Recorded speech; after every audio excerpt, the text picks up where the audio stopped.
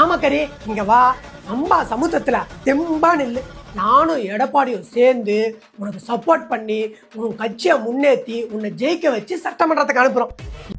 இந்த சிரிப்பு ஃபேக்டரின்ற இன்ஸ்டா பேஜில் வந்து ஒருத்தன் சொல்லியிருக்கான், நாம் தமிழர் கட்சி ஒருங்கிணைப்பாளர் சீமானனை வந்து அம்பாசமுத்திரத்தில் வந்து பொது வேட்பாளர் நிற்க போறாரு அப்படின்னு சொல்லியிருக்கான். இதுக்கு வந்து டிஎம்கேவும் ஏடிஎம்கேவும் ஆதரவு தர போறாங்க.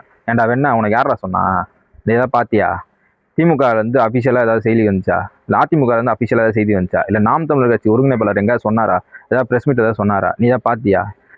எந்த ஆதாரத்தை வச்சு அப்படி சொன்ன? இதில் வேற சொல்ற உதயநிதி வந்து சட்டசபையிலேருந்து பேச முடியாது, ஓடி வராரு, நீ போனால் ஏதாவது கதை சொல்லுவ அப்படின்ற. சட்டசபையிலேருந்து ஓடி வராரு, சரி ஓகே. உங்க அண்ணன் கரூர்லேருந்து ஓடி வந்தாரு, அதுக்கு என்ன சொல்ல போற?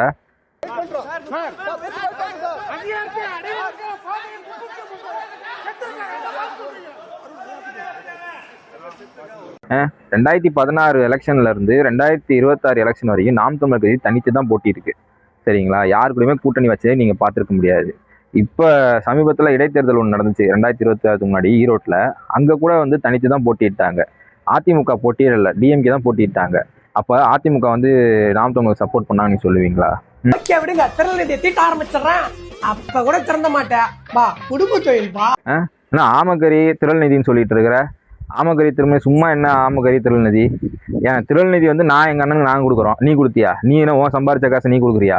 நான் சம்பாரிச்ச காசை நான் கொடுக்குறேன். உனக்கு என்ன பிரச்சனை? அதில் உங்களை மாதிரி பிளாக்ல டிக்கெட் விற்று 200 டிக்கெட்டை 1500 கொடுக்குற கும்பல் நினைச்சேன் எங்களை. குடும்பத்தை வச்சு கொள்ளையடிக்கிற உங்களுக்கே இவ்வளவு இருந்தா, சொந்த ரசிகன் கிட்டயே பிளாக் டிக்கெட் வித்து பணம் சம்பாதிச்சு எனக்கு எவ்வளவு இருக்கும்?